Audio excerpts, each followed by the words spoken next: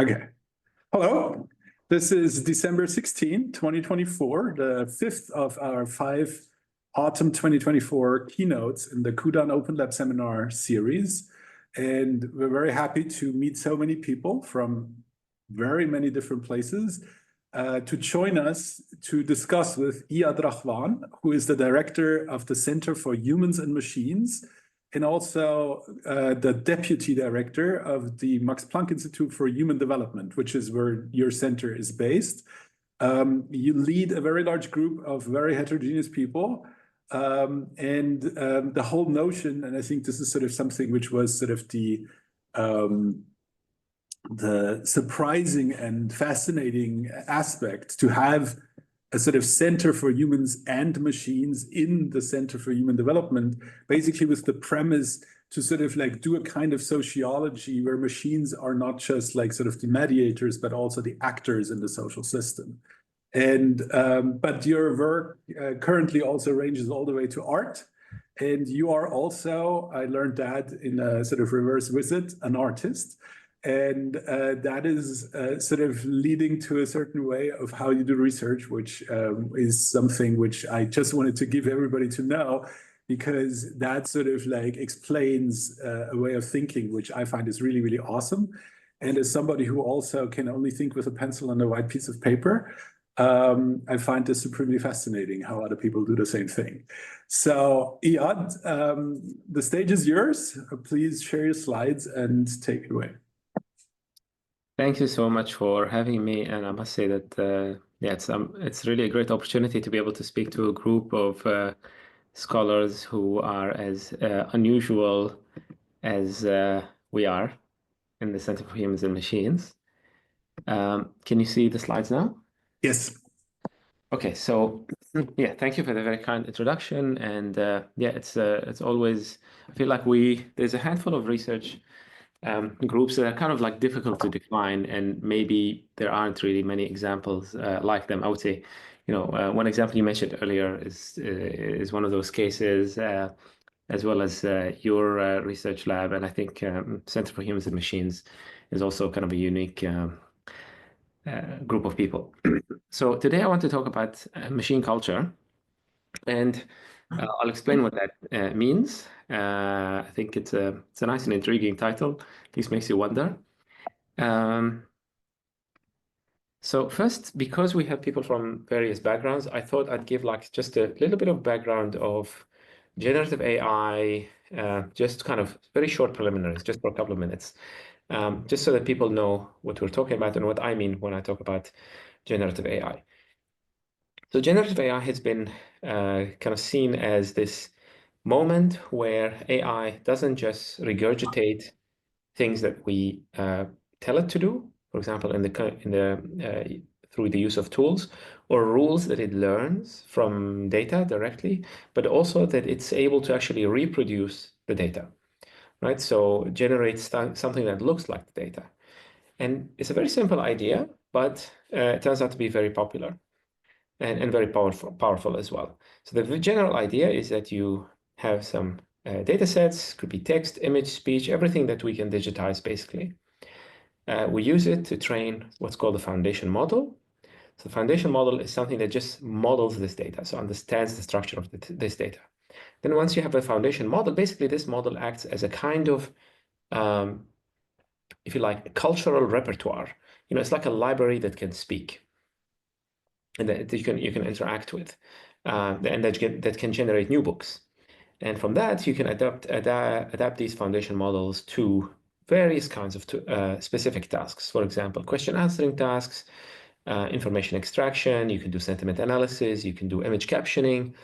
All of this turns out to be possible by using one model or adapting a single model that has learned this kind of very high dimensional representation of the data. That's kind of like one of the key insights, that you don't need lots of little systems. You just need one system that knows a lot of things. The other thing that I think is important in this context is reinforcement learning, which is quite a different thing. And reinforcement learning has been used in a variety of contexts, including, for example, playing Atari games, and flying helicopters and things like that. But in the context of like the more recent developments, reinforcement learning is used as a way to fine-tune these generative foundation models with human preferences. So the general idea, for example, when you interact with ChatGPT, you have a prompt. The model is asked to generate multiple answers, not just one answer. In this case, when you use ChatGPT, you just see one answer, but of course you can sample multiple answers. So what happens is when they're fine-tuning something like ChatGPT, it generates multiple answers, and then there's a human rater, typically, an employee of a company like OpenAI who sits in Kenya or Nigeria, because the people there speak good English and are not as expensive to hire. And then these people would rate the answers. They would say, I prefer answer 1 to answer 2. In this process, obviously, they're using some kind of guidance, some kind of guidebook or code book, which is completely opaque to us, in order to provide these preferences. And these preferences feed back to the model, to the weight of the model, through what's called reinforcement learning from human feedback. And this updates the model and changes its subsequent behavior, obviously in line with the objectives of OpenAI or other companies that are building these models. And finally, the agents, the AIs, can also learn on their own through interaction with the environment, right? In the same way that a kind of any learning biological system would.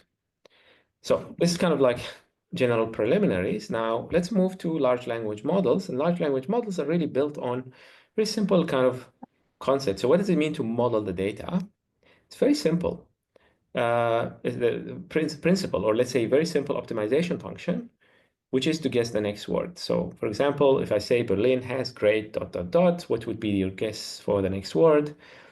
Most likely people will say currywurst or whatever, great techno or whatever it is, right? So, but there will be probably correlations, like there will be words that are more common than others, at least when found in text, when found in all kinds of content online. And the model is basically learning the likelihood of different next words conditional on what has just been said. And that simple idea of predicting the next word accurately happens to require, at least this is a topic of significant debate, to require substantial understanding of the content of language, the mechanics of language, the dynamics of language.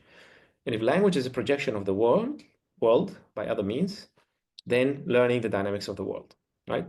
And again, as I said, this is a subject of debate, but I think there's a case to be made, at least for this concept that these language models have world models.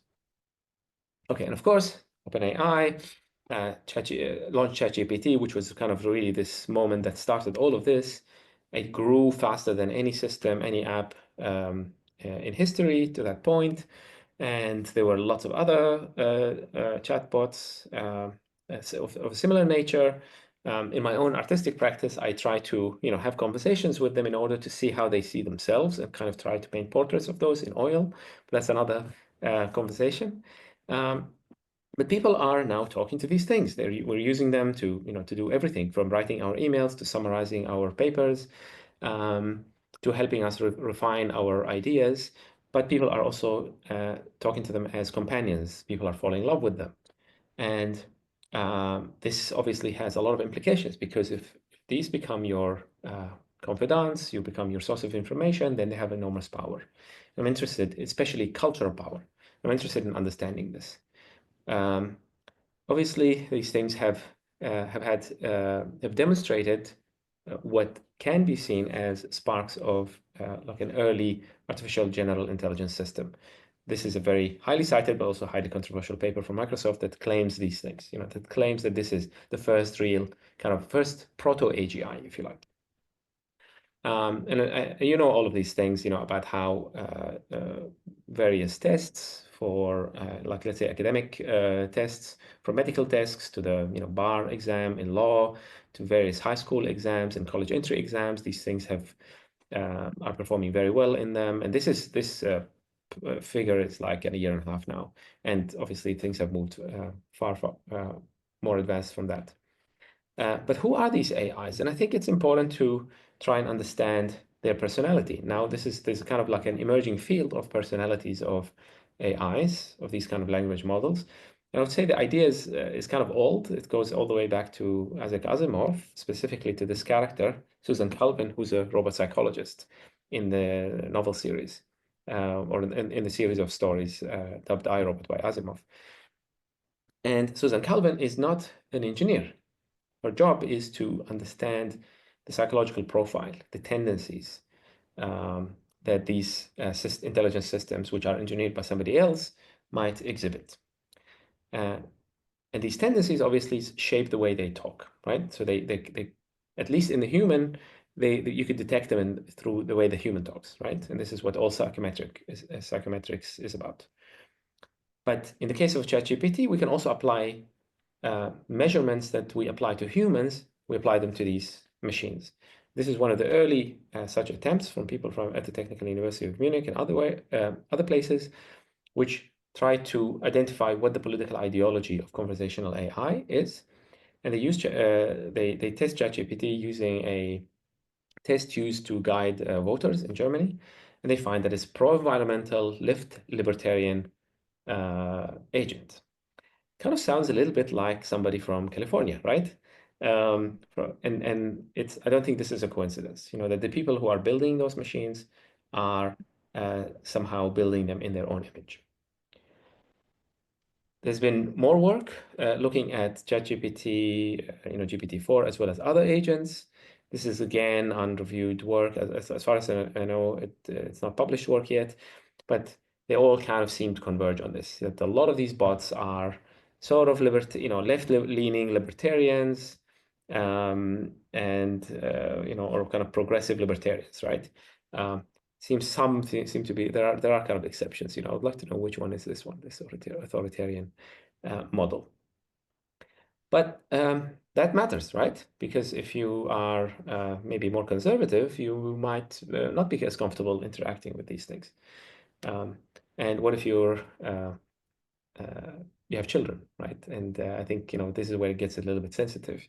This is a cartoon that I drew a few years ago, just trying to show how the power of these AIs to shape the behaviors of children as well. So they have kind of a power of influence, not only on adults, but also on children. In this particular case, it's just trying to keep the child from playing outside and just to maximize engagement. Something we probably experience as adults ourselves when we interact with our phones. Okay, so this is all just background. But why does it matter? Why does culture matter? So it matters because we interact with these systems, but also and because our children may interact with these systems, but also because these systems have power, right? So they have political power, and they shape the way that we kind of run the world. So I just wanted to kind of point at the importance of cross-cultural differences, taking these kind of cultural differences into account when we program machines. This is something that followed up from the Moral Machine project, which I led with my team at MIT a few years ago, which generated these moral dilemmas that face hypothetical self-driving cars in the future.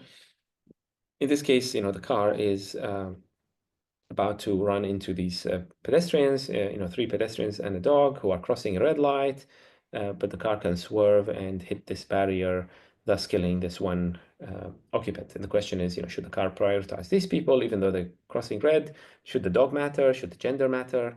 Should it matter that they're pedestrians and this person is in the car? And so on and so forth. And as it turns out, this website went viral, and we wrote a paper together with a group of anthropologists to try and understand the cross-cultural variations. And I just want to show you so overall, people have different preferences that are kind of consistent. So if you look at the whole sample, people prefer to spare human life over animal life. They prefer to spare more lives. They prefer to spare younger lives, but they also prefer to spare the lawful over the unlawful. But also people with higher status, like a business person, over lower status person, like a homeless person. A fit person, who has is more healthy and is going out exercising, and they prefer to spare females, and to a smaller extent, pedestrians, and they prefer not to act. They have a slight preference not to act. I just want to show you here. These are these preferences projected on a radar plot, and I want to show you now how Estonia looks compared to the global average, and you can see that Estonians seem to have a stronger tendency not to act. Okay, so they prefer to kind of stick with the default than the global average. They also seem to care about the fitness, like maybe let's consider the life expectancy of the person, but also they care about the law more than average. They, about the same in all the other things. Now I want to show you like another country just to show you kind of the extent of the cross-cultural differences. And you can go, this is Saudi Arabia, for example. You can see that they're much more likely to act, right? So their preference for inaction is much weaker. They're also much less likely to sacrifice an older person to save a younger person. And also they're slightly less utilitarian, just and they don't care about the health of the victim, let's say, right? So what does this mean? Who's right? Who's wrong? Of course, we're not here to say anything about that, but we're here to make the point that AI systems have values, and their behaviors entail values, and societies and cultures have values as well. These things may come into conflict with one another. Okay, so this is kind of like general background and motivation. Now let's zoom in a little bit on culture itself. And I'd like to understand culture through kind of an evolutionary lens, through the field of cultural evolution. So I'm guessing some of you may be familiar with the concept. So cultural evolution is essentially, it has many definitions, but one way we can define it is change of cultural information over time, or Darwinian evolution of cultural traits, okay, broadly defined. So if you're interested in this topic, there's some really great books like Joe Henrich, our co-author on the Moral Machine paper, wrote this fantastic book a few years ago about it. And there's also a book by Alex Masodi, and there are others as well. And I see cultural evolution as a kind of a way of unifying kind of behavioral science together with obviously behavioral biology. So if you think of norms, myths, values, they're all, things like these ideas are cultural artifacts. The idea of a dragon, and then the idea of a hero slaying the dragon. These ideas undertake cultural evolution. Technology also undertakes cultural evolution. For example, the evolution of the axe or the hammer starts from a stone, right? That people used to use to crack nuts, for example, and that evolves over time. And then know-how as well, like how you do something, how you process food, how you detoxify certain plants, for example, before you eat them, is also culturally transmitted, or how you hunt. There's so many really fascinating examples in these books I mentioned earlier. Okay, so cultural evolution has the three components of any kind of any evolutionary process. Variation, something new, novel has to be introduced. Selection, some kind of preference selects or increases the frequency of some traits over others. And then finally, transmission, that these cultural traits are transmitted through social learning, observation, or teaching, or other mechanisms. Okay, so variation, selection, and transmission, which are the same processes of any kind of generalized Darwinian process, which includes, but is not limited to, obviously, biological DNA-based evolution. Okay, so with this background, what is machine culture? We define machine culture as culture that is generated or mediated by machines. And I'm going to summarize what is a longer exposition in a perspective paper with the same title that we published recently with many people from my team, as well as a few other collaborators. So machines, essentially, we argue, have the potential or are already in the process of altering all of these evolutionary processes: variation, transmission, and selection. So, for example, machines can introduce new cultural variants. How does this happen? For example, and when we discuss the various mechanisms, but I just want to give you here a quick example from DALL-E. This is one of the most famous kind of early DALL-E, which is a text-to-image model, and how the output it produces when you ask it to generate an image of an armchair in the shape of an avocado. You can see that it instantly generates lots of these images, lots of these ideas. So yes, humans may come up with these ideas, but you could see how a designer using a tool like this can very rapidly generate many more variations than they would otherwise. There's some more recent work on the use of large language models for idea generation, for example.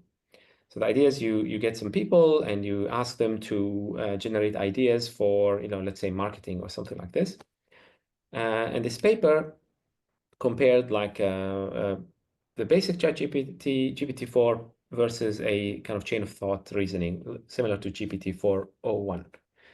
And you can see here that, here's the similarity of ideas, which is the x-axis, denotes, basically this x-axis denotes how similar the ideas are. So you want the ideas to be more diverse. So you want this number to be lower. And here we can see that humans generate more diverse, so less similar ideas to one another. And the ChatGPT with other prompts, with regular prompts, generates more similar ideas. So it's less diverse. However, ChatGPT with chain of thought is able to generate more diverse ideas. Okay, so in the context of ideation, machines seem to also be able to generate fairly diverse ideas, and of course they could do so possibly with greater speed, just like in the case of DALL-E with the images, generating more variations in a shorter period of time. Okay. Another source of variation, however, is reinforcement learning. Remember, these machines can generate from the data that they've learned by generalization from data they've learned, reproducing the distribution, but they can also learn on their own. This is what happened in the case of AlphaGo, which in the case of AlphaGo 0 was able to learn by self-play. So it was not, so the earlier versions of AlphaGo were learning from human play. So they were learning to mimic the strategies that people have been playing over, hundreds of years, thousands of years. But then DeepMind got the machines to play on their own, so they were less constrained by the strategies that humans used. So they were no longer using humans as a model, as a teacher. And this allows them to generate new variations. And specifically, there was this specific move called Move 37, which was described as an alien move by Lee Sedol, the world champion who was defeated by AlphaGo. And it was described as an alien move because it just did not make sense, right? Like it was outside of the repertoire of strategies that people have typically used, and it turned out to be decisive in the victory. What's most fascinating is that there was a subsequent paper by Tom Griffiths and others recently that shows that after the AlphaGo moment, after the introduction of this new strategy, not only did the quality of human play increase, as you can see here. So this is the decision quality, but also the novelty. So the novelty, you can see here that the novelty of strategies over the last 80 years or so, 70 years, has been in decline. People have been recycling the same strategies, and then all of a sudden there's this kind of abrupt increase in the novelty of moves. So humans have learned a new strategy from AI that was alien to human culture. These are all kind of observational things that I'm trying to now introduce. Okay. So this is variation. This is how machines can alter variation. But also, we argue in the paper that machines can alter transmission. In what sense? Because machines are mediating the information flow between people, right? So again, there are lots of mechanisms. I'm just going to focus on one. So this kind of gives us a hint about how these machines might alter the transmission of cultural traits. There was a paper by Alberto Acerbi and a colleague, very interesting, last year, that showed that large language models show human-like content bias in transmission chains. Okay, so what do I talk about? There's a paradigm in the field of cultural evolution, specifically the experimental version. This field is very vast. It has all kinds of techniques, all the way from lab experiments to agent-based modeling to field studies. But in the case of lab studies, there are lab studies that in which in which the experimenters provide a short story, like this story here. So please summarize this story. These are the instructions to the participant. Please summarize the story to make sure it's shorter. If necessary, you can omit some information. So Sarah and James live together in a small apartment in Melbourne. James is an up-and-coming executive in a top city firm. That morning, James also cleans the house, vacuuming through the entire house and arranging some flowers. Okay, so here the story is crafted such that there are stereotype consistent information. So James is a man. The stereotype of a man is, he's an executive, and stereotype inconsistent information, of a man cleaning the house. And a well-known result from the field of social learning and cultural transmission is that when you ask people to summarize these stories in a chain, then people omit stereotype inconsistent information more than they omit stereotype consistent information. Okay, so they're more likely to omit that James has cleaned the house. So what Alberto and his collaborator did is they applied the same paradigm to chains of ChatGPT. Instead of chains of people, it's like playing the telephone game. Everybody's telling the story to everybody else, and they're all kind of summarizing it, and they're looking at what gets dropped. Okay, what information gets dropped. And what's interesting here is that, like in human experiments, these are short chains. You can see that the proportion realized. So here you can see that retained, right? So here you can see that stereotype consistent information is retained more frequently than stereotype inconsistent information, right? Which is a function of our, you can like it, you can hate it, but this is a function of our social learning processes. What's different in the case of machines is that you can change this, right?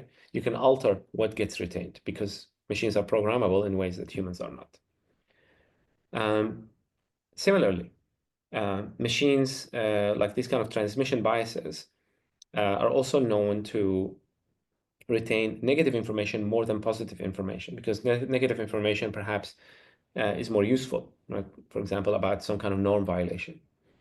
But also threat information is always retained, okay, by ChatGPT in these transmission chains. So for example, imagine, a threat that has to do with some kind of danger, some dangerous, I don't know, there's a predator nearby, you really need to know to retain this information, or there's some kind of poisonous plant. So maintaining threat relevant information is critical to survival, right? It's relevant to survival, and therefore it's always retained. So what's really crazy, in my opinion, and not at all obvious, is that a large language model that is trained on the human corpus, on the human kind of text corpus from the internet, from books, from all kinds of online resources, Wikipedia, and so on, is not only able to reproduce, what we say, but it's also copying, it's like it's copying these kinds of transmission biases, these copying biases. It's obvious and non-obvious depending on how you look at it, right? But I think it's kind of remarkable, right? That this is one of these emergent properties that you didn't really intend to come with the model, but that it picked up, because it's learning from our culture. Okay. Machines are also going to impact selection. And here I see two ways in which this may happen. On one hand, machines are helping us select content to learn socially. So for example, machines are already providing us with link recommendation algorithms. For example, on Twitter or Blue Sky or LinkedIn, you often get these kind of recommendations about who to follow, right? Or Facebook as well. And that may impact the structure of the network. You also get item recommendations, for example, which books to read, which movies to watch. And these things obviously impact the transmission of ideas, right? We're no longer just using, I don't know, somebody's advice, a friend's advice about what book to learn, what book to read from next, and so on. So all of this will alter the evolution of our culture in ways we don't really yet understand. And finally, there is kind of a curious version of selection in which we are selecting among AIs, right? And by the way, vice versa, they will be selecting among us too, like because they will promote some of us, just like PageRank promotes certain content over others, right? But we will also be selecting among them, right? So perhaps certain bots that provide certain manners of speaking, have certain orientations will be selected more than other bots. And this will impact the evolutionary process that shapes the kind of bots that exist in the world. Okay. So this is all kind of like the general framework. Now I want to show you some like a sample of projects that we are undertaking at the moment, or that we've completed recently, to explore these phenomena. I think it's a vast topic, a vast field, and I hope that many others will also work on it, and many of you. So let me start with machine to human, this is a typo, machine to human cultural transmission, right? So this idea that we're learning, these people who learn the strategy from AlphaGo. So there is kind of an implicit contrast here that I did not mention earlier. There's a contrast between AI as a tool to AI as a cultural innovator. So in the case of DALL-E, we were using AI as a tool. So the human designer probably can generate those designs. It might take them longer, but they're able, right? So the tool improves their ability, their skill, their ability to create these designs.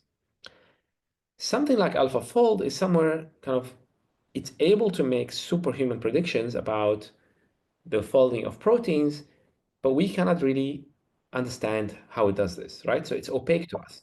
So it's a tool that increases our capability. So unlike in the case of the Avogadro chair, we can design an Avogadro chair.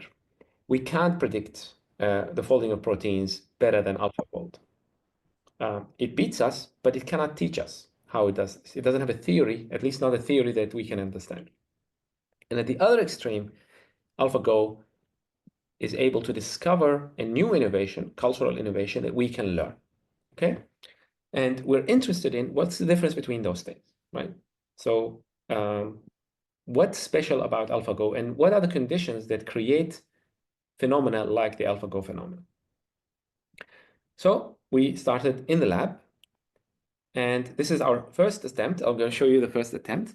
And the first attempt is to take a cognitive task in which people have a particular strategy and they fail to discover a better strategy for one reason or another, and then see if by putting a machine with people, whether people are able to learn the strategy from the machine, okay?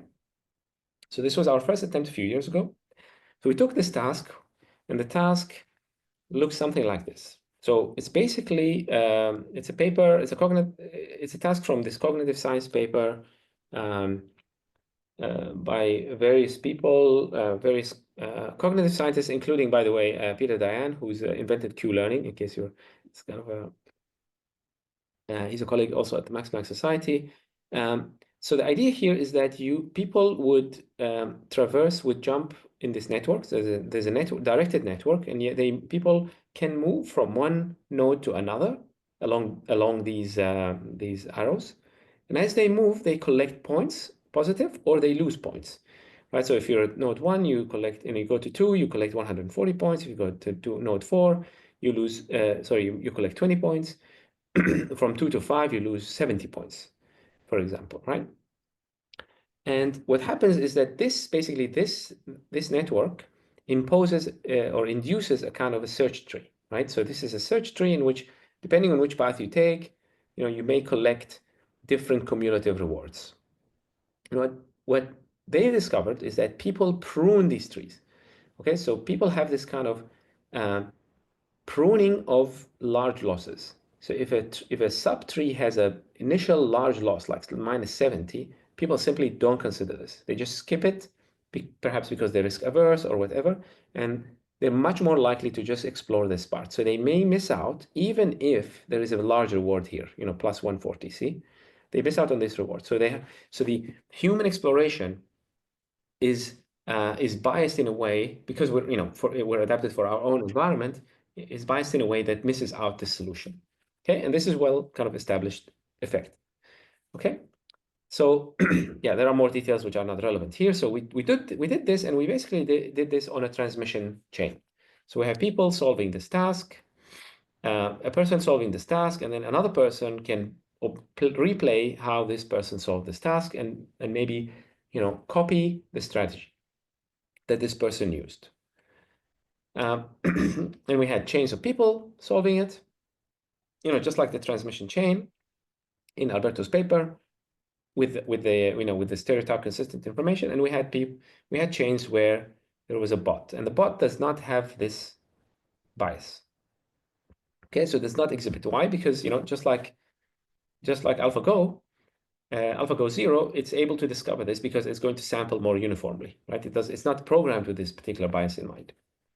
And what's interesting, so this paper has already been published. And what we find is that in human-only chains, there is some kind of improvement over time across generations. In this chain of people, people are learning from one another a little bit to improve the strategy.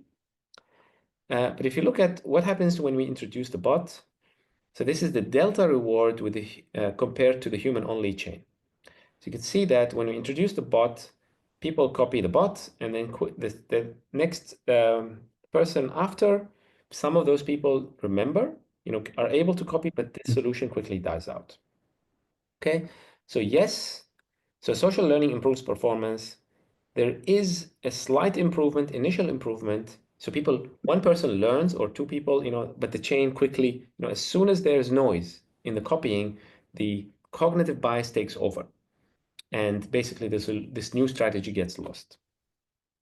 Okay, so this was a failure, or let's say partial success, right? It's not quite the AlphaGo situation.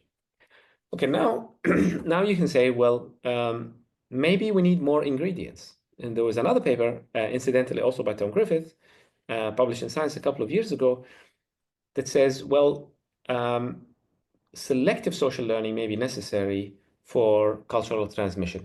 So he wasn't interested in learning from machines, but he was interested in how people learn themselves how to solve problems. In this case, how to sort items. And he's interested in what sort of sorting algorithms do people learn. Okay, so we have selective social learning, and he compares. So basically, there are images, people try to sort them, and then they can swap things and get like positive reward or negative reward to kind of indicate if this is the right order. And they've got like basically a random mixing situation where people learn from random others, versus a selective social learning where people select who to learn from based on the score of these other people. So what happens is that people are more likely to learn from high performers. Okay, what they find is that when you have selective social learning, you have greater performance on average compared to random mixing or asocial learning. Okay, so being able to select who to learn from and having multiple choices, not just one person to learn from, is essential. So what we did, and they do all kinds of interesting things about what kind of algorithms. It's really fascinating paper. People discover norm sort, and then this norm sort spreads, and they have a way of like approximating what kind of search algorithms, well-known search algorithms, people learn. Okay. So here's to our next attempt. Okay, and this is work that we've just finished, but we haven't published yet. So our second attempt is inspired by this idea. So we're interested now in multiple observers, like multiple models. So there's a generation 1, people try to solve a problem, and then generation 2, we introduce a machine, and then we see if the solution that is generated by the machine spreads. Okay, this is work led by Levin Brinkman, Thomas Eisenman, and Anne-Marie Nussberger, as well as a bunch of other collaborators and research assistants. And our hypothesis is that, well, there's something in between. You know, there's like, there's transmission difficulty, so some things are unlearnable, right? So the AlphaFold, it's hard for us to understand how AlphaFold does its predictions. So if it's too difficult to be transmitted to humans, it's not going to be learnable by humans.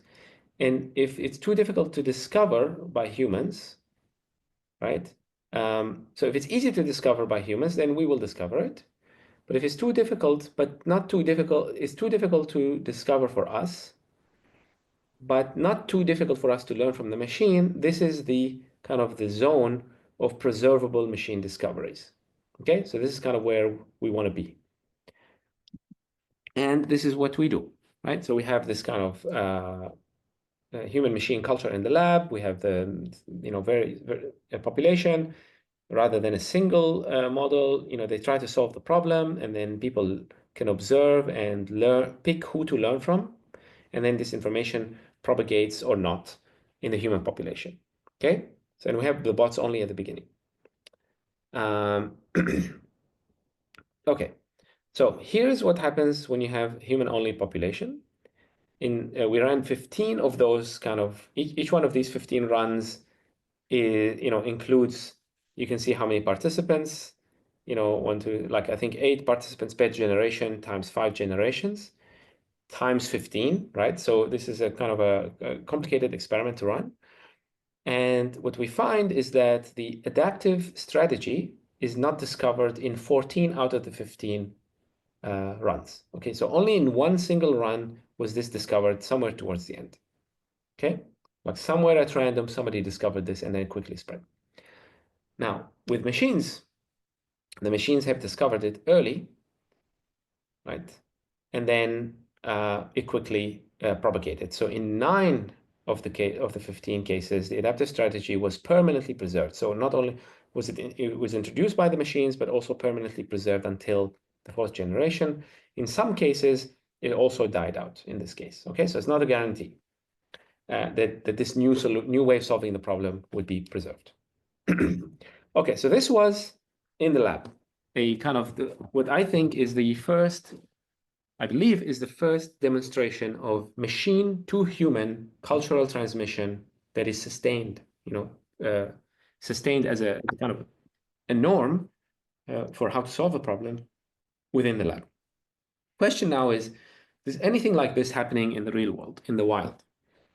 And we were kind of inspired by this, okay? This was, there was, earlier this year, there was a speculation that, or an observation that if you look at PubMed, which is a big database of medical research articles, you can see that the use of the word delve has just shot up after ChatGPT was introduced. And I don't know if you noticed, but ChatGPT overuses this word for some reason, okay? And it may have something to do with the Kenyan and Nigerian workers who are hired to fine-tune it, because the word delve is more common in their version of English, okay? For whatever reason, right? Like education, exposure to different media, and so on and so forth, okay? And I'm going to show you this video just to kind of show you anecdotal evidence of this phenomenon. First delve, I suppose. But also delves into the... We'll delve into... We want to really delve down into... To delve a little bit deeper. But before I delve into the topic... Delve into... Kind of delve into a little more. We sort of delved into... Let's delve into the... To delve into his list.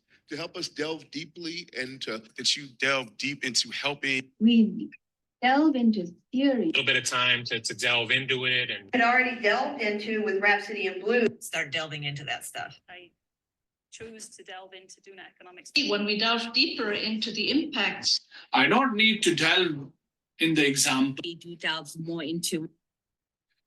Okay, did you hear this? Yes. Okay. Yeah, and you get the point. Do we give an F to anybody who says delve? No. Sorry?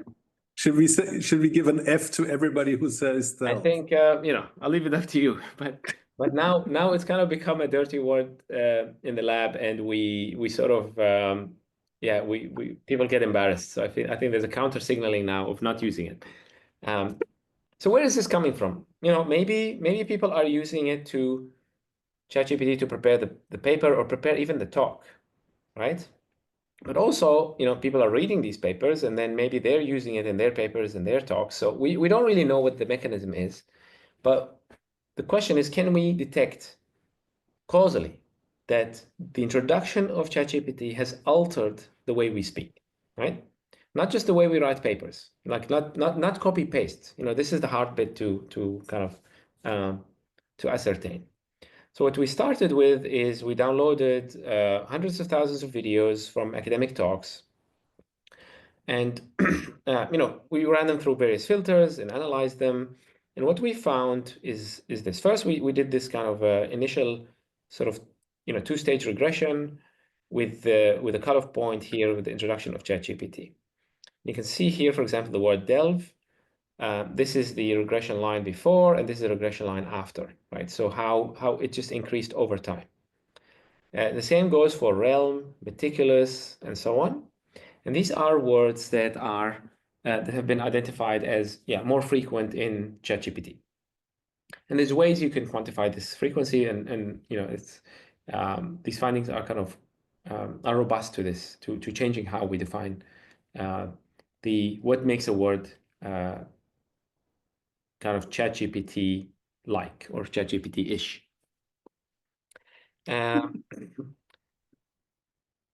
Okay, and of course, what we find is that if you change the change point to earlier, let's say 2001, you don't observe this effect.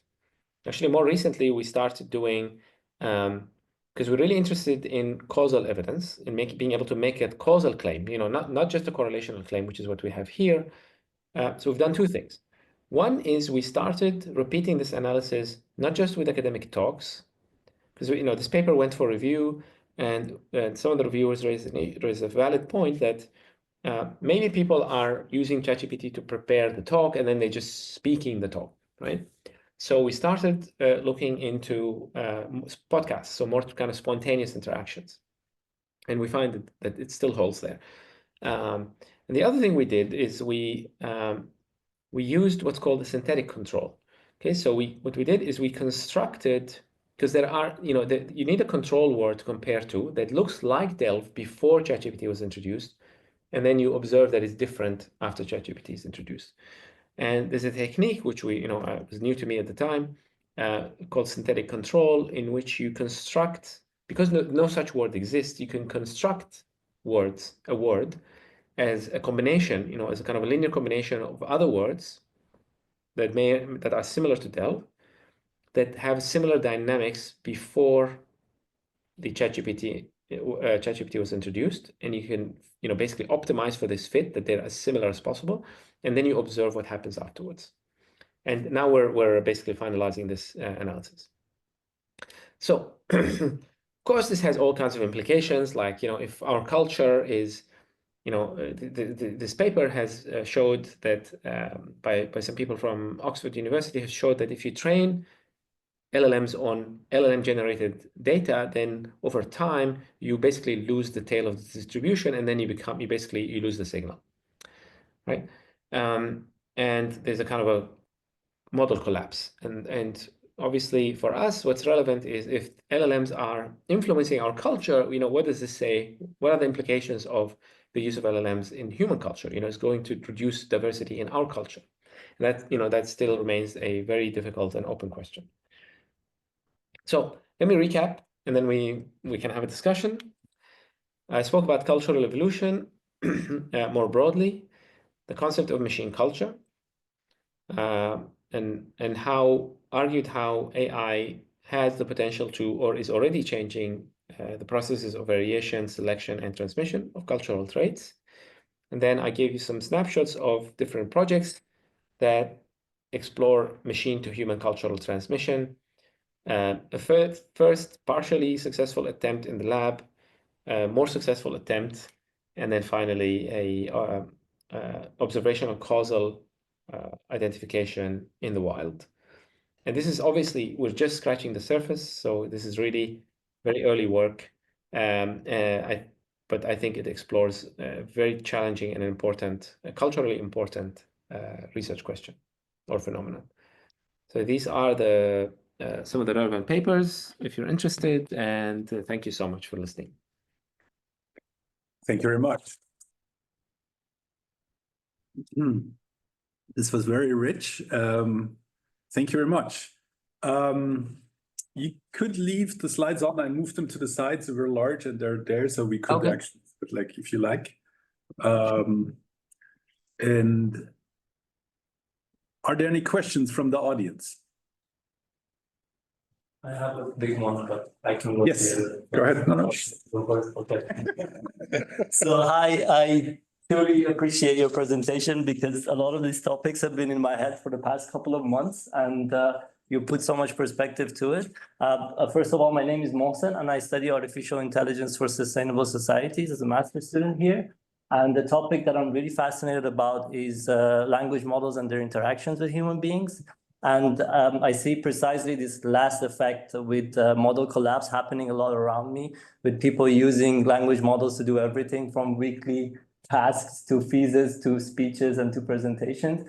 And what I've been thinking about is how we could see an opportunity maybe here, because I feel like a lot of the cultural impact these models will have at a large scale will be interactions with everyday,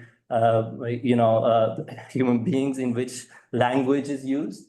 And I've been thinking what kind of mechanisms we could use to maybe create a more collaborative, more creative space between the humans and the machines. So to kind of use, as you were saying it perfectly, they do mirror a lot of what humans do, but they're also programmable. So how can we maybe use that space to program machines that influence humans in a more positive way, or maybe, allow us to think twice, or maybe fall into a more creative process? Maybe, for instance, one thing that I've been working with is how language models could express confidence statements or uncertainty, or just simply say, I don't know, instead of just generating responses. And maybe how each of these different model behaviors could impact how humans interact with them. I don't know if I'm clear enough or not, but I want to know what you think about model behaviors, particularly when it comes to machines as a part of our culture. Thank you. Yeah, great question. I must say it leads to there's so many questions within that it's kind of really hard to know where to start. But I think I oscillate between being very optimistic and very pessimistic. So even though I'm a computer scientist by training, my fundamental kind of like role at the moment is really as a scientist who's observing and trying and running experiments and trying to understand what's happening, rather than engineering solutions. So there probably are many people who are working on solutions to the model collapse problem. How do we make sure that the content that's generated is sufficiently diverse and sufficiently that it doesn't that these effects that was observed in this model collapse paper don't manifest themselves, right? I'm sure there's technical work there. So this is one avenue. Another avenue, I think, is going to be measurement. Like how do we even measure this? And this is, we're just trying to find out if DELV is, if ChatGPT causally impacts the frequency of the use of DELV in people's speech. So this is a very, very small step if you think about it. But we want to establish basically like the existence proof, right? Like, is this happening? Do these things have an influence, a causal effect on our culture? So I think we need better measurement tools so that we can actually quantify the impact. And these measurement tools can then, maybe lead to some kind of intervention, like that can help resolve these issues or help with generating or developing metrics.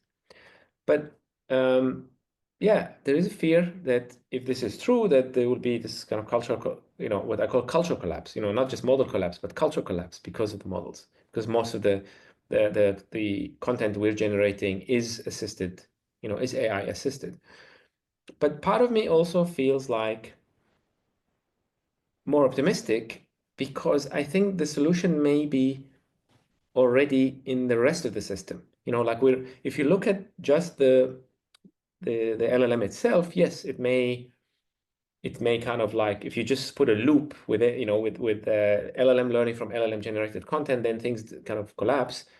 But they're not just in a closed system, they're part of an open system. And the open system has these other components, which include selection, right? So if you think of human culture has found ways to incentivize variation, to decrease the likelihood of cultural collapse, right? There are cultures that maybe struggle sometimes to innovate, and they get sort of, they struggle, right, to compete in, for example, in the economy, in a global economy. So they need to innovate more. They need new ideas. So the kind of let's say the market mechanism and other kind of like evolutionary mechanisms kick in, and they incentivize more innovative content, more different, more diverse, more. And I think these things will most likely play a role. That, you know, so I wouldn't say, you know, we're doomed, you know, already, because I think these mechanisms are already going to play a big role. But of course, this means that economic policy, you know, social policy may play a role in this as well, because it can encourage or discourage this kind of dynamics. Nice. There's a little follow-up. I would like to have Mila Oivers next. But the follow-up is regarding this word delve. Like, you have done a thing which Sean Oliver, Stephen Colbert, Jon Stewart have been doing for 5 to 10 or actually 15 years, which they have a video recorder bank, they record all the television stations, and then they sort of align the things that are set the same. You have 347K videos, and you showed us 15 examples. Like, how is this in any way, like, how do you justify sort of, like, they all use the word delve, but, you know, like, is that above what we should expect, or is it below what we should expect? And I think that is one of the key issues. Like, can you, like, how tempted were you to do the Stephen Colbert? Yeah, of course. No, I mean, first of all, you know, there's this, right? We see that, you know, this is just the count of results, you know, like, this is just the raw number of, this is an observation by other people, right? So this already was suggestive. Yes. And then what we did is we then looked at this, you know, we constructed this figure, and I mean, there's newer versions of this figure, but essentially this is the I believe this is the log frequency, actually, not the frequency, but essentially that there is a detectable increase in the frequency of these of videos that have this word, right? So, or the frequency of the usage of these words. So, and the question, you know, is this different? Yeah, and then you do hypothesis testing, basically, like you know, what are the chances that you observe this increase in frequency at random, you know, due to random fluctuation, and you do your causal inference, right? So I think, yes, this list is rated, but there is a signal. Let me reformulate it. Like, if you would produce, like, at the onset of this moment, like when somebody spreads the rumor, ChatGPT is saying delve a lot, and you do that trick with the 20 videos in primetime television, and then all the late night shows do it in primetime television, then a lot of people will use the word delve just for puns and shits and giggles. Yeah. And then you have an effect which is not caused by ChatGPT, but sort of like a random fluctuation that, yes, you could say that was caused by ChatGPT, but it's not because so many people listen to ChatGPT. It's because people watch television. Yeah, that's a good point. We cannot rule that out, right? So what we can do is we can say that, you know, we have observational causal evidence that this is caused by ChatGPT. Now, what is the mechanism exactly? You know, is it that it happened a little bit and then Colbert amplified it? I don't know. Did Colbert do a video on delve? I'm not aware of one, but if he did, then it probably do the Colbert bump, right? Like, then ChatGPT would have received the Colbert bump, right? Which, by the way, there's a paper on that as well, like by James Fowler, who then went on Colbert, because Colbert claimed that he gives a bump to politicians who come on his show, and that there's a detectable bump in their ratings. And this James Fowler, who's a political scientist, actually did the observational causal inference on on data to actually investigate whether the Colbert bump exists, and it does. And of course, he was invited on Colbert to talk about it. But yeah, maybe ChatGPT also received the Colbert bump.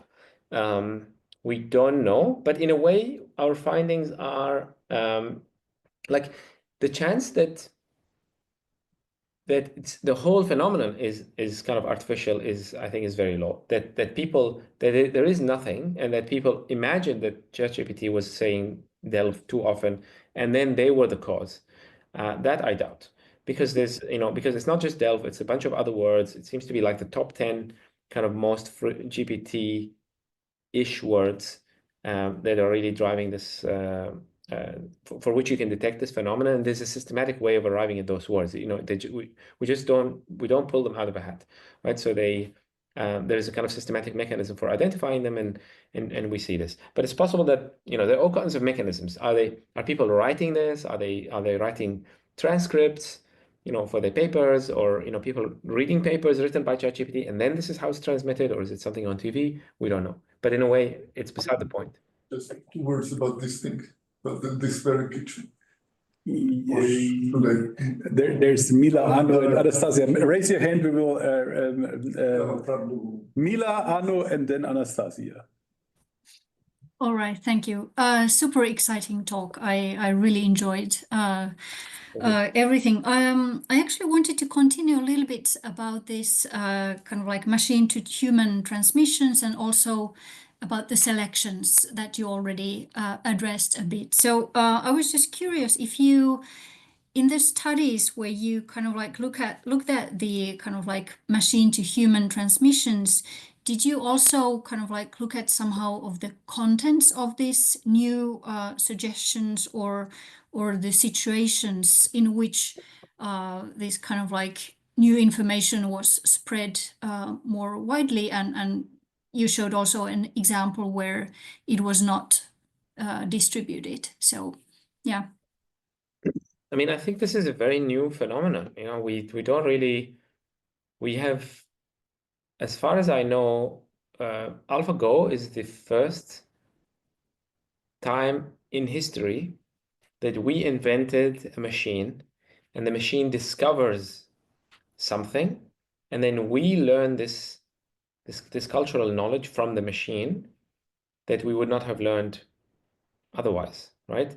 So the machine, and we were not using, this statement is very, you can split hairs and kind of like it becomes philosophical at some point, but I think that this is a qualitative moment, qualitatively new event in the history of culture. It's like, I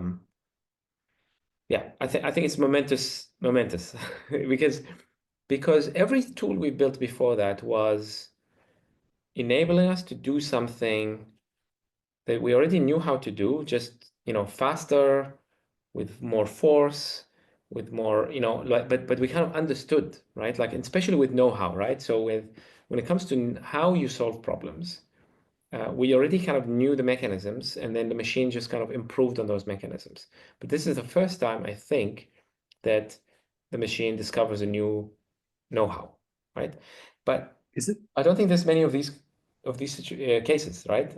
The way we speak, for example, could be, it's not novel, but it does. So in that sense, it's not as impressive, that the fact that we change which words we use. But it shows that in principle, machines has the ability to influence our spoken words, our spoken kind of lexicon. So, but whether, what would be interesting is to see if ChatGPT can then introduce new words or new concepts, right, to our language. But that would be different. But as far as I know, there aren't many of these cases. So we're kind of in very early days, but we're trying to observe carefully to understand this phenomenon before it's too late. Could you like explain what's the difference to other sort of machine innovation? That there's in music, for example, the Fender amplifier that enabled whatever Jimi Hendrix did was not foreseeable, and it completely changed music forever. And you may say, okay, it's not a spoken word or something like that, but it's definitely something that had a sort of watershed effect. And there is probably a lot of musicians who could say a lot of things about a lot of instruments saying the same thing. And so in what way is AlphaGo different from such a musical innovation? Yeah, that's a great question. And I must say that, I must confess that we're still struggling to really nail this down, because I think it's, we don't yet have the vocabulary perhaps, or the kind of the phenomenology, like describing the kind of the classes of phenomena that are actually taking place. So that's why I'd love to hear your perspectives on this. But I think that, you could think of machines as doing different things, like in a way, a machine that, like a hammer, maybe you can, well, first you cannot hit a nail, right? But maybe you can crack a nut that you couldn't crack before with a stone, right? So the stone, using the stone kind of is a new affordance, right? So it enabled an action that was not possible before. And then the hammer, just, by using, because it has a moment arm, it makes it even easier. So you could do it with less force, right? So now you're optimizing on this. So it's the same affordance, but it requires less energy, right? So that's different. So the hammer over the stone is different from the stone. The stone is a new affordance when, using a stone to crack a nut that you couldn't crack before. And in a sense, that's kind of what's happening here. So there are tools that improve the efficiency of doing something. Like, you invent a steam engine and you can move things faster, with less people because it's more efficient.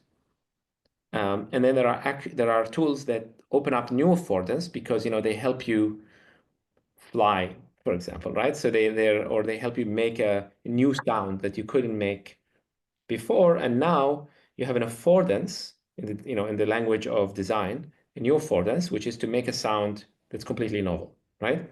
But you're deciding how, the know-how is still ours, right? In the sense, so yes, machines have expanded the set of actions we can make and the efficiency of those actions, the efficiency with which we can enact those actions, execute those actions, but they never discovered the know-how, new know-how for using existing actions. So I think this is the qualitative shift, right? This is the novel, the thing that's qualitatively new, in my opinion, because the amplifier does not teach you, kind of indirectly, but it doesn't have kind of agency in that it teaches you a new know-how, right? It just makes a different sound. And now it's up to you to come up with the know-how. Anu. Yes, so thank you so much for this discussion, for this fascinating presentation and organizing this this seminar. So my question is just follow up from the previous questions. So first, I really like what you emphasize, that we need new methods to understand this machine behavior. So in our research group, what we are doing is that we try to use kind of cognitive methods like eye tracking to study these mechanisms. And on the other hand, I really liked what you highlighted, is that mechanisms, we don't know what these mechanisms are, these new mechanisms. And therefore, what you first highlighted, that there are like three broad mechanisms. Like one is variation, then the third is transmission, and the second is transmission, third one is selection, where the role of the agency of this machine is very, very different. So what do you think? What are these main mechanisms? If you think about this, this very, very simple first fascinating example of what you had, this moral machine experiment. If you think, for example, that when it's about prejudices or stereotypes, then in everyday situations we know how to explain what are these mechanisms behind of it, like cultural traits or economic traits or contact theory and so on. So what do you think? What are these mechanisms? So in regard of this variation, transmission, or selection, or generally, what could be this mechanism behind of this? These prejudiced understandings of social diversities in this situation. Okay, like specifically, thank you for the question. In the case of the moral machine specifically, I think I'm really kind of reluctant to speculate about the mechanisms for two reasons. One is I think it's really beyond my scope of knowledge, to be honest, because cultural anthropology is a very vast field, and in our paper we made all kinds of correlations, for example, between collectivism, which measures of collectivism in cultures, and some of the findings that we have, and there are very interesting correlations, or between also in subsequent papers between like tightness and looseness of societies, like the ease in which you can swap social relationships seems to predict some effects, for example, in the classic trolley problem.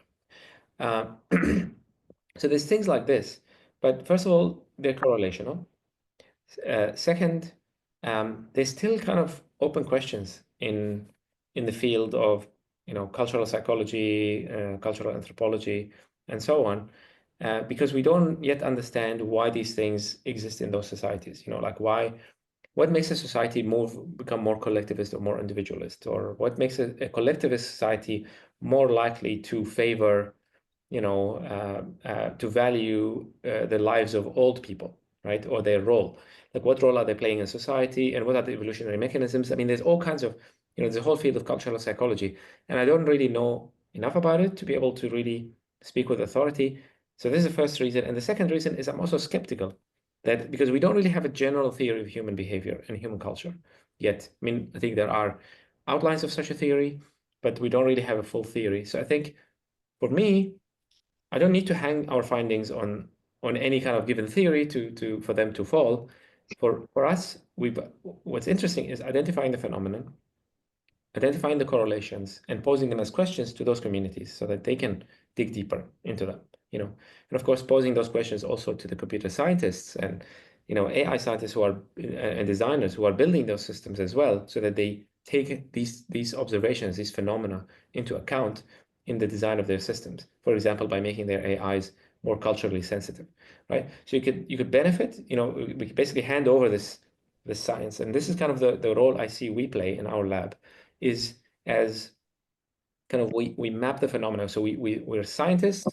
We're different from like we're not pure behavioral scientists who are interested in the fundamentals, mechanisms of cognition and social learning, and we're not human-computer interaction engineers who just want to design a system for a function, but we kind of sit in between. And I think it's a useful role to play, and but also it's good to know the limits of what we can do. Can I ask you to sort of like, from your position as a privileged director of a Max Planck Institute who is funded for forever, basically.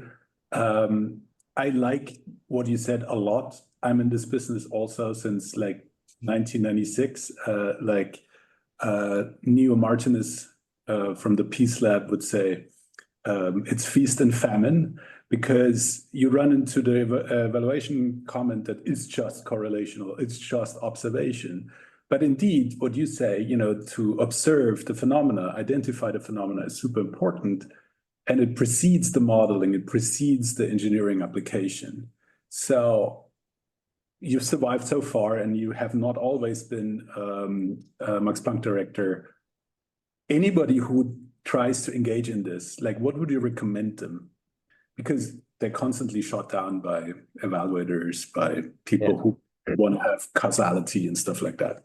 I mean, I think yeah, that's a great question. I do think, maybe a few comments. One is, I think good phenomenology is actually hard, harder than people think. So, there are hypes, obviously, and, I speak to economists, and of course they had this kind of like phase of, they're going through a phase where, causal identification is the only thing that matters, or matters a lot.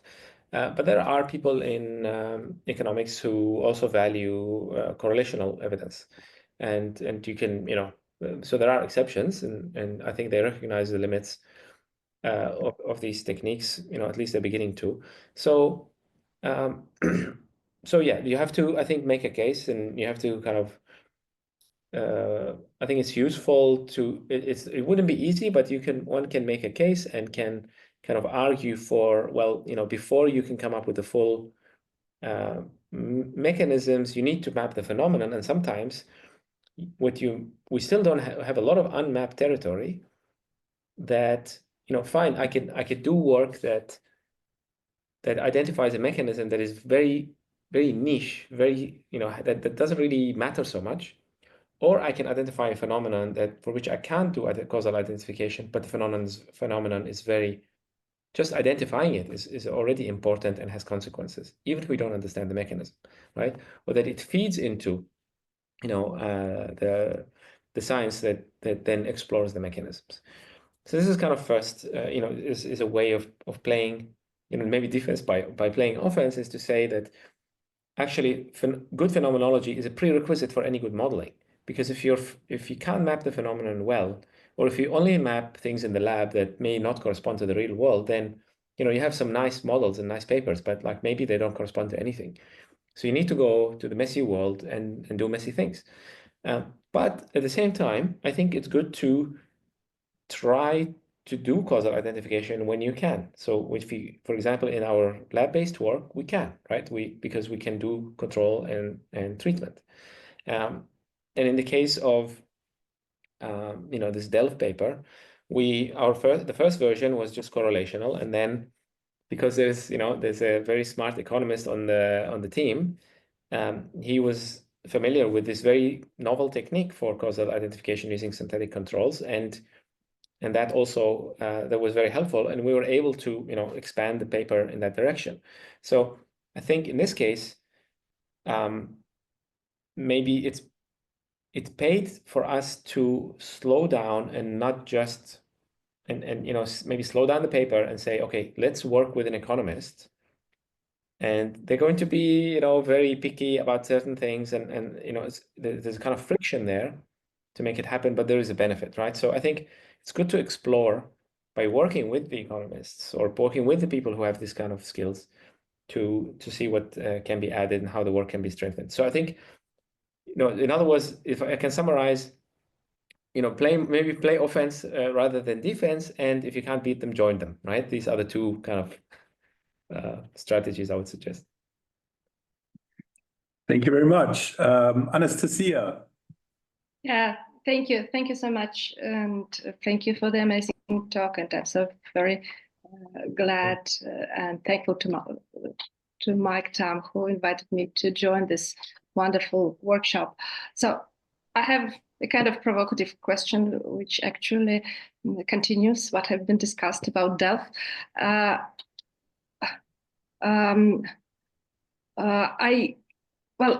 do not understand why are we talking about actually ChatGPT as a first point of introducing Delft. We know that, as you said, this is some Kenyan Nigerian tutors who like very much to use this word. And so this is just a media, this is just a transmission instrument.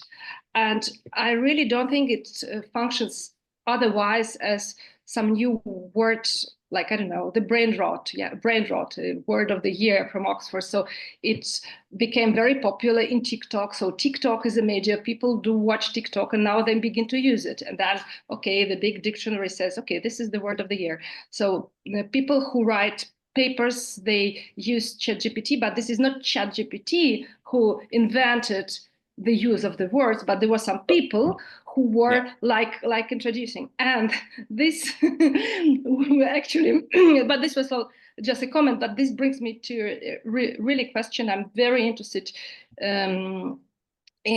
So could you please kind of outline what are we talking about when we speak about culture in large language models? So what is it? Is it the use of specific words? Is it some kind of language behavior? Or maybe is it about stereotypes? But stereotypes are very different in different cultures. I think, for example, like in Arabic world, there is absolutely different stereotypes of women than in Western world, whatever. And so if we want to measure something, what actually do we measure? Yeah, that's a very broad question. Thank you for the question. I think if you ask, different people, like two people working in cultural evolution or in the field of culture, to define culture, you will get like 3 definitions at least. So I think that this is one of the issues. Like culture is such a anything kind of like behavior, norm, linguistic pattern, like whatever it is, anything that we written word. So culture is really a very broad category, but I think it means that there's just it's like saying economics. So there's lots of phenomena, lots of constructs that are relevant to studying economics or studying culture, and we're studying different such constructs. So obviously, I agree with you. The case of Delve is very different from the case of the AlphaGo strategy. This Move 37. In the case of Move 37, the AI has discovered a novel strategy that is very unlikely for any human to play. Right? Any skilled human would not play that because it just doesn't make any sense, right? Given their repertoire. So it's an alien strategy to human, and then the machine introduced it. And and that paper showed, by Tom Griffiths and others, showed that this has coincided with this increase in novelty because people started copying these strategies. Now, in the case of Delve, obviously Delve is not a new word, but maybe there will be a case of ChatGPT inventing a new word. But given that there is a word that is somehow more used by ChatGPT, does it transmit, to people? Does it have the power? Does ChatGPT have the power to influence the way we speak? So that's a different question from can it innovate and transmit, right? So in the case of Go, it's both, right? Innovation and transmission. In the case of Delve, we're only looking at transmission. So we're looking only at a sub component of that chain. Now, I think that even though it's a more limited phenomenon, it's still important because some people, for whatever reason, have had this influence on ChatGPT. In this case, for kind of benign reasons, right? They just speak different English and that transmitted. But it shows you what's possible, which means that a powerful actor who wants people to talk about a specific conflict, specific war, a specific ethnic group in a specific way, use certain words, not use other words. This party has, whoever controls the chatbot that talks to 100 million plus people has the power to change the way people speak about this topic, right?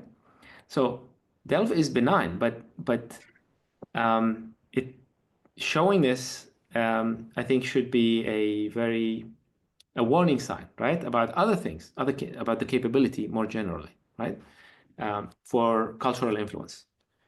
So that for me, this is why it's important, not because it's novel in this particular case, right? So in other words, I'm not interested in machine to human cultural transmission only when it comes to pure novel machine innovations, but also when it relates to the interests of different people, different actors, political actors, let's say, and their ability to influence public opinion, influence education, and so on and so forth, right? Using this tool. So I think that's also a relevant question. I hope that answers the question. Yes, and it raises a lot more, but I will shut down now. I would like to extend on that. And then we have actually a question by Krista Kruzma in the chat. But let me first extend that. I think this is a very interesting point because there is this sort of silent notion of machine learning, large language model, artificial intelligence being something that verges on the living, on doing something sort of magic, and then culture different from nature. So is it Geisteswissenschaft, not natural science, but humanities that's sort of different? There's something other. In German, my favorite example is that Geisteswissenschaft, Geist means spirit and mind. And if you say, okay, that's mind, then basically you could do an artificial cognitive or neuroscience. Well, if it's spirit, then you need to have some kind of theology, whatever. And that has been suggested by, as you know, people who actually built these models. So now where does this go in our concrete example? So if we take this Move 37, which has nowhere hit harder than in South Korea, where everything that is scary and supernatural basically is now alpha something as a prefix.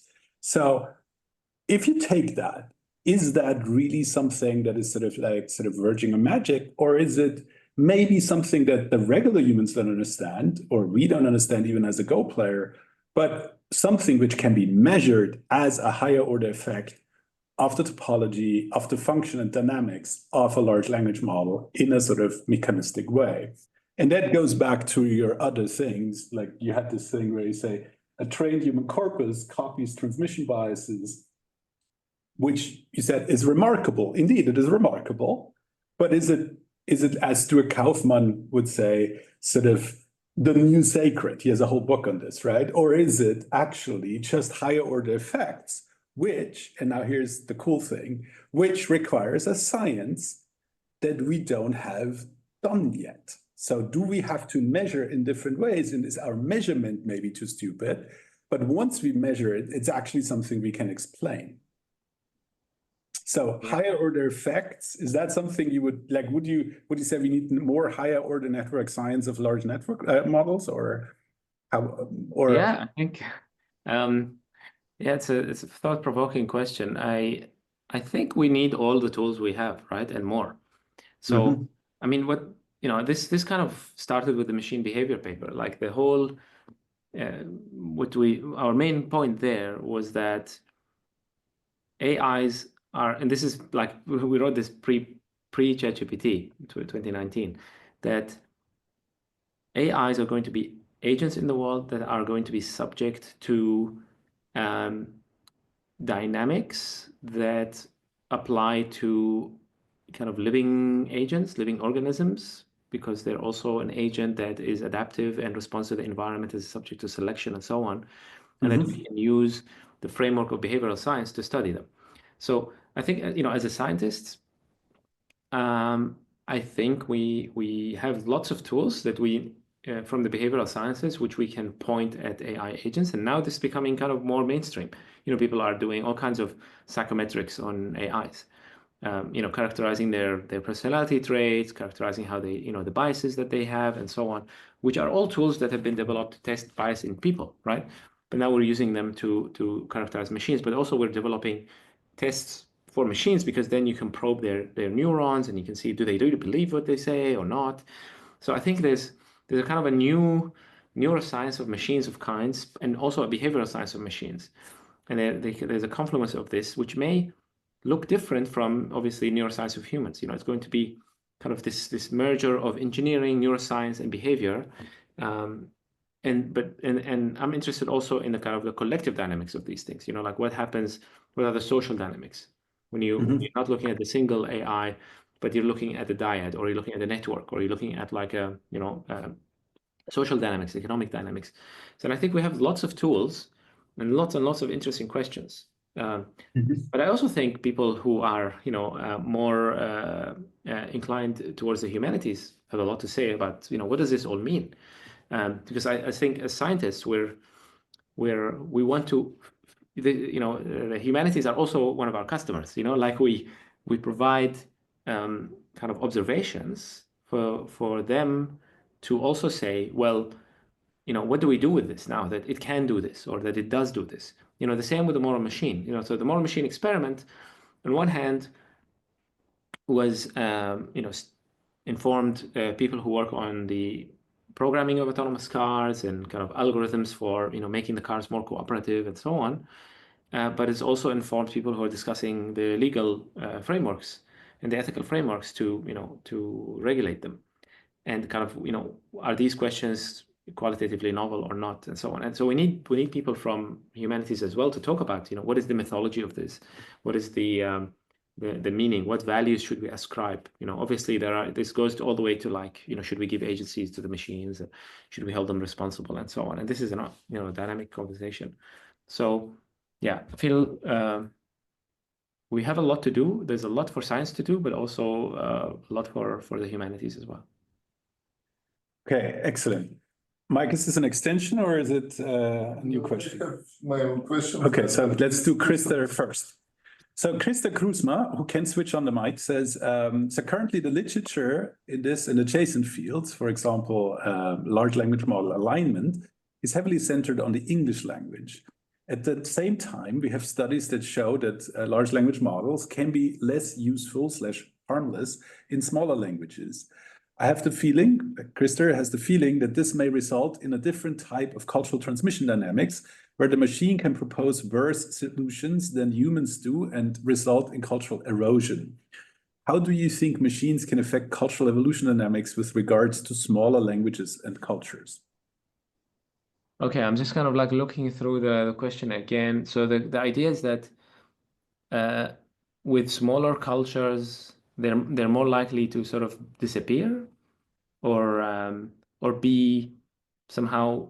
I mean, is this related? Because I can see that this may be linked to sort of cultural homogenization, right? I mean, there's lots of threats, right?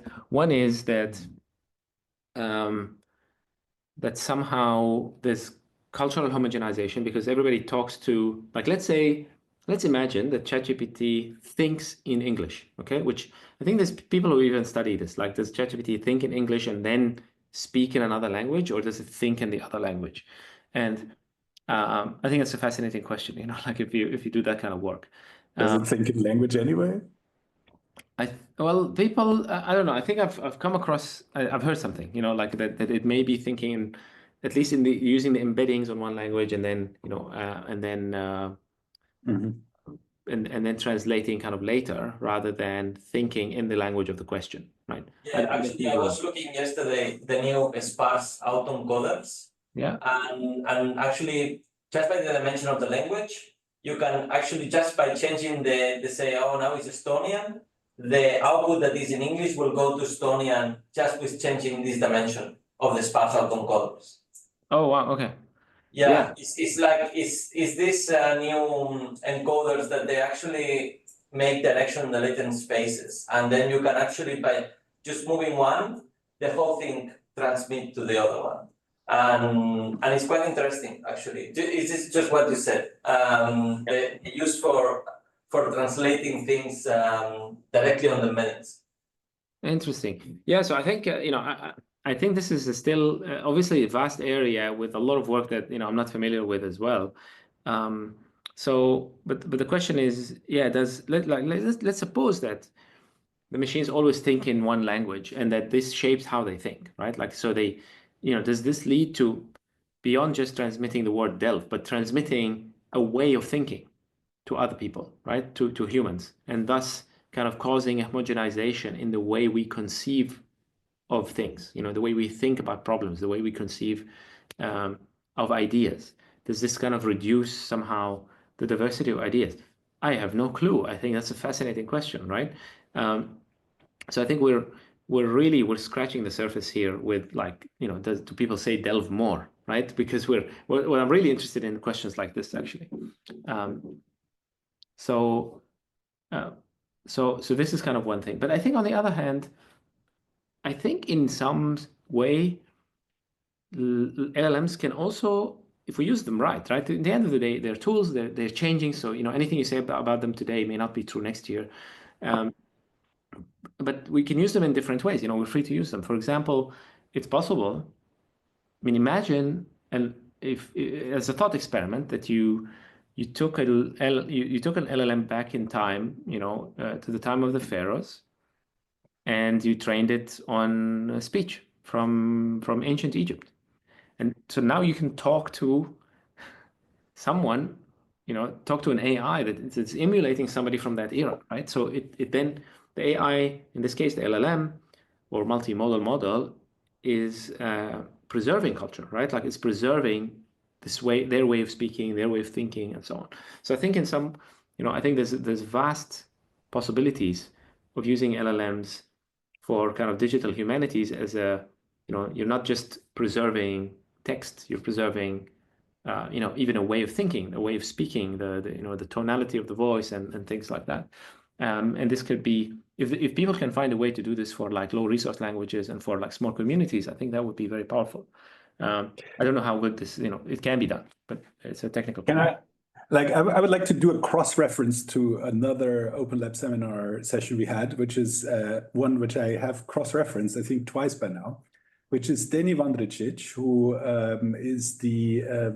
was the knowledge graph person at Wikimedia Foundation, then worked for MetaWeb Freebase, and now is back at Wikimedia Foundation, where he does a thing called Wikifunction, which is all about language translation.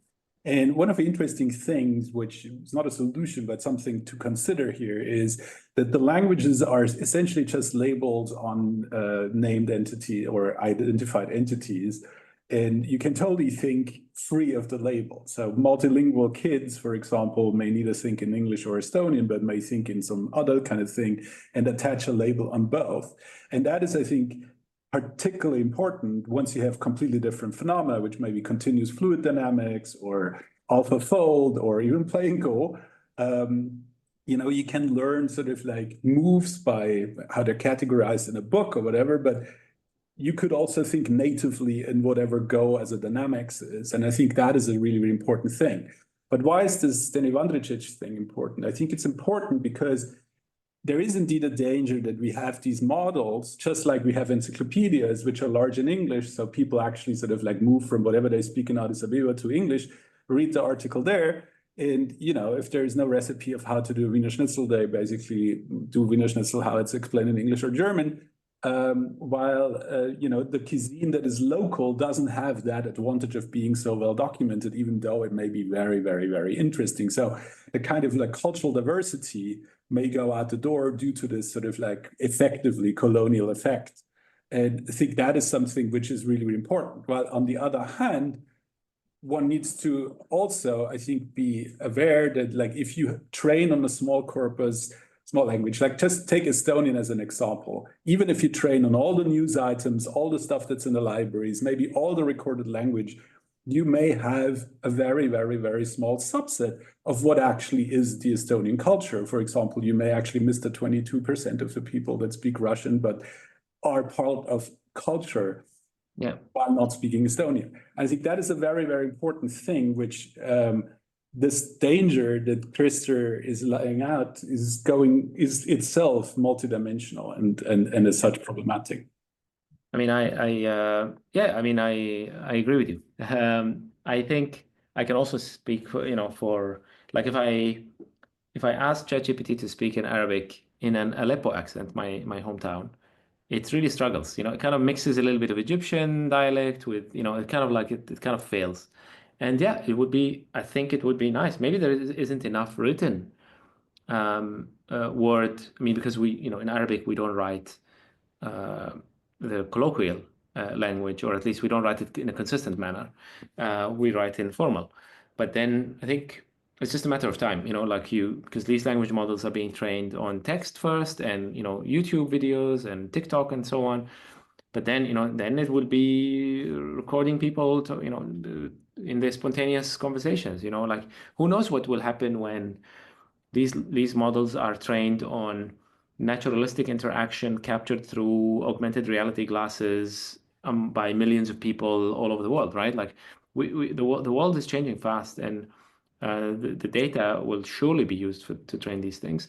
And one can, I mean, whether it's ethical, whether it's desirable, what are the kind of the trade-offs involved, I think are kind of to be discussed.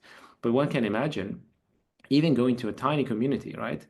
And recording, like if they wish, right? Like if recording their naturalistic interaction and capturing kind of the cultural repertoire and the way they speak and the way they discuss and they solve problems and so on. So I don't think we're there yet, but I think it's in principle, it doesn't seem that it's impossible if it's desirable, assuming. Mike. Okay. Let me get into the microphone. Okay, so basically, I wanted to go a little bit back from sort of general philosophical discussion to concrete details of what you presented. And one question concerns this study of Delph, which we discussed so many times already. but I'm looking at the picture on your slide, which is sort of this. Can you make it larger? Yes. Yeah, I'm guessing it's you're referring maybe to this thing. No, yeah, this thing, exactly.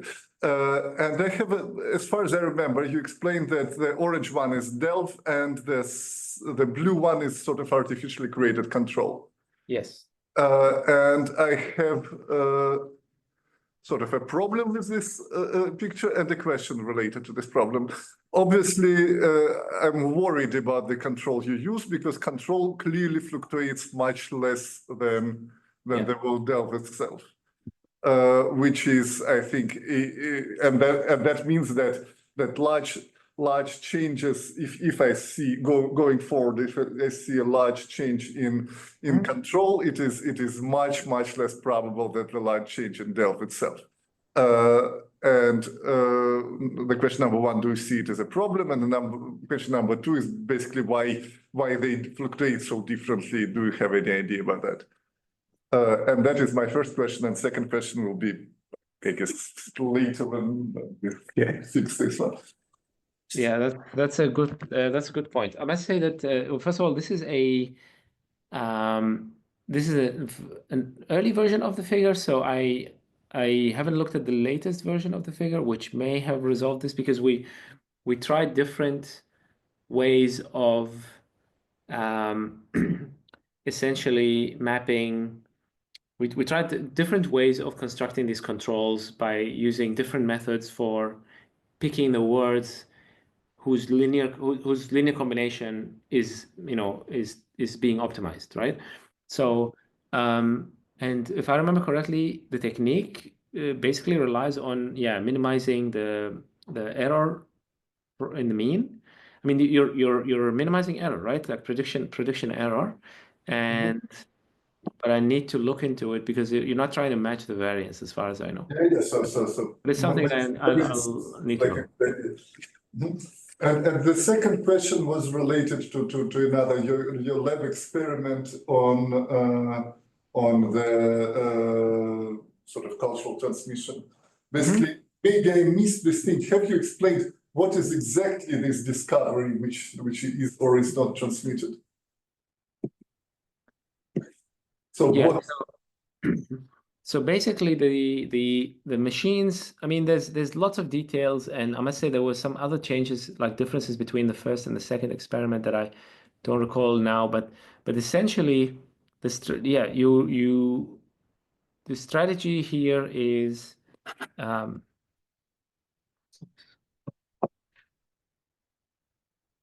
me see if this works. Yeah, like in this case, so this network. I mean, we basically generate these networks randomly because we're generating random instances of this task every time because we're not interested in people copying the specific behavior on a specific network, but in copying the strategy, right? Like this idea of like not pruning this large loss, right? Initial large loss.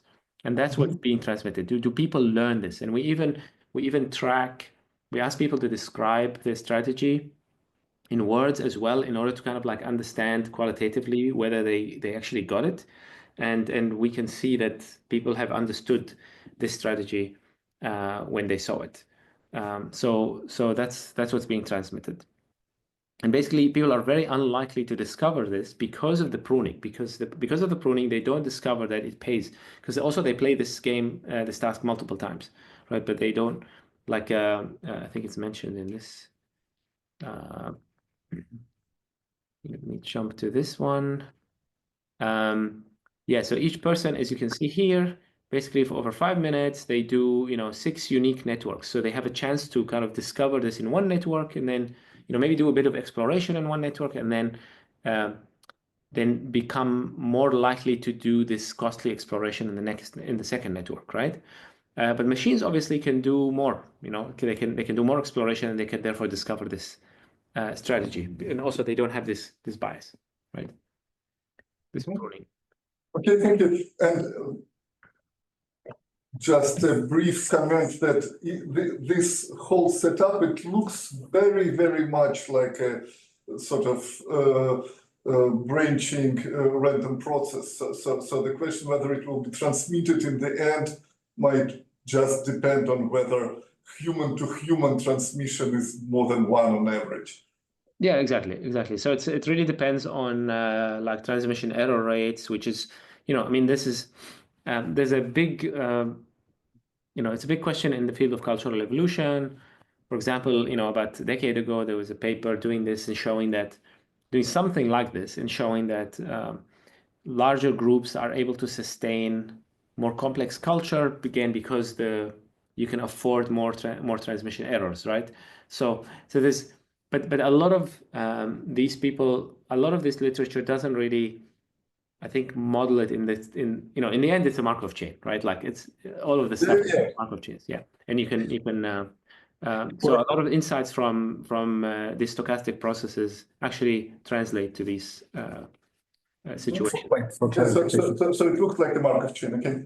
Yeah. For clarification, the pruning, have you tried exposing people to the possibility? Like if you know the whole possibility tree, will people behave different?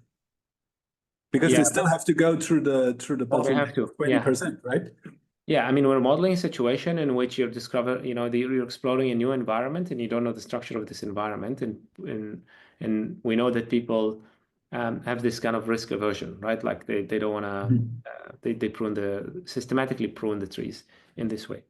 Obviously, if that's not, I mean, because that's a precondition for it to be non-discoverable, right? Like to go back to this, right?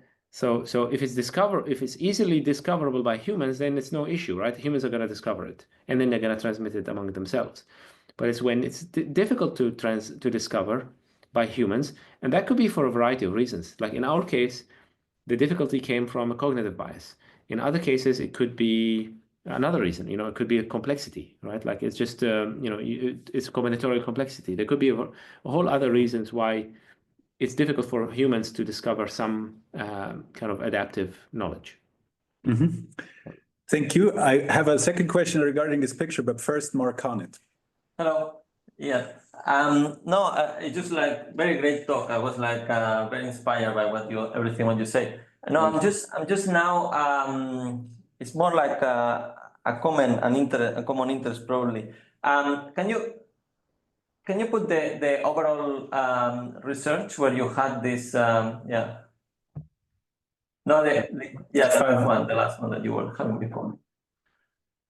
No, I mean, in the variation and its selection, it's very interesting because you before you showed this Dali and the other variations, and it just came to my mind. I mean, well, one thing is very interesting to kind of like this find new ways of combinatorial that finds, like you actually said before, that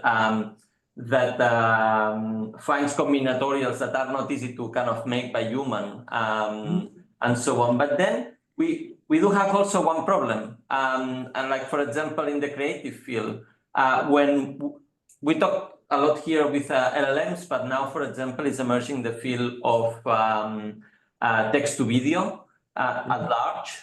I think next year will be, I mean, Sora, I don't know, you probably was released last week or something, and Runway is being there for some time, Runway ML, and some studios didn't stop building and saying the house of the studio because of that, because of the new models of video. And the thing is that, but we have an issue here, and it's about selection, because like we can do a lot of variations, but then we need to select which to. I saw in Ars Electronica that it was a music video, the award of AI this year, and Paul Trillo is called, and he make a music video. I can send to you if you want, and he's playing basically that he moved all the time of shooting to actually select the videos that had made. Actually, he makes 600 videos, and then all the time that will not take about shooting will actually spend by browsing this like footage that had done sometimes the same prompt to actually, he showed the prompts that he's using. He actually was using very detailed prompts at the end to kind of, and let's also come to one thing I was about to say, that is that, well, actually in generative AI, we are facing now a very similar example of this information model. Because we are overwhelmed by possibilities, we can produce a lot of outputs, and we go to the DALI kind of chair options. But at the end, we can buy one chair for the house, right? For the living space. Means we have to go to one. Unless we want to get like five chairs different in our house, which normally people don't do, right? Then basically, this selection thing, I mean, one is actually to kind of navigate on the latent space to not stay on the mean, because this will actually make that the future will have less problems of scaling law and model collapse. Because if we are able to diverge from the mean on the generation, we will be able to kind of like overcome this. By the way, like the Elon subscriber, the former head of OpenAI of research, one thing that he announced in notice was that the scaling laws are broke. We don't have more data to explore in internet, and then since we know the phenomenon of the model collapse, we have to be very careful on how much synthetic data we put in. Means this is kind of like the new paradigm. I mean, before when you were talking about the model collapse is a very interesting thing, because it's good. We know now the problem. Now we can just evaluate. We need measures of evaluation on this probably more in the next years. But we know the problem means, and we know the other problem that our models cannot scale more on data because there is no more data. Well, actually, I was talking. I just came from a conference in Taiwan, and there is a lot of more data, but it's in the physical world and it's very messy. Yes, there is a lot of data in the ocean. There is a lot of data on our rivers. There is a lot of data in how everywhere physical world. But to put sensors in all these places is very expensive. The data is chaotic, and maybe it's not the more useful for certain things. But to have like a general world problem, it is actually, because then we can model better. But coming back to maybe the more creative tasks and so on, I think that the selection and the variation is a very interesting thing, which I am very interested. But the selection, I think, is a new facing also problem, like because we can generate much more than before, but we need to be very selective in one. But I was thinking before, I mean, in a way, this is like not different than Duchamp did. Because Duchamp said, okay, this is my art. And I said, this, not another one, just this. And it's not created even by me. Means this is actually, we will need to make algorithms and train people to do this selection. Because, yeah, ChatGPT can make us 10 essays. But then which one is the good one, no? And also, I think I agree with you. I think it's selection is where the action is, but I think also selection can only work if you have good variation. Like if you, true. Right? So it's all connected. I don't think you can really kind of fully dissociate those things. I mean, this is what I also was alluding to when I said, that the markets will incentivize novelty. So the market is a very brutal selection force. Like people want novelty, people want interesting things, people want good movies. So so the AI will basically kind of accelerate the variation process if done well. So I think people are going to work on variation. All the people doing generative AI will try and improve the variation, make it more responsive to your prompt, make it more interesting, more consistent, more coherent, and so on. And then people are going to be, we have to be training selectors who know how to pick, contents, and they're going to be tools for selection, and this is the interesting thing. And at some point, Yeah, the selection will be automated because the machines will be able to predict, because they have models of us. They will be able to predict what we will select. I mean, which is how RLHF works actually. Like, you build a model of the Nigerian person who's selecting, and this is how you train a reward model based on their preferences, right? So, and then there's of course question, maybe we are living already in a language model. We're all simulations of it inside of it. But I agree with you. But I think variation and selection is kind of going to be very important, because this is how we're going to maintain and maybe expand, accelerate cultural diversity. So it's like, I'm optimistic that we can overcome model collapse and actually lead to expansion, right? Like that these things are going to expand our capabilities. It's a combination of technical, but also interestingly, societal, institutional kind of problem. So be interesting how it plays out. Thank you. Thank you very much. I have one last technical question, and then I have to close up. Can you go back to your the phase space diagram? Yeah. So you do understand me?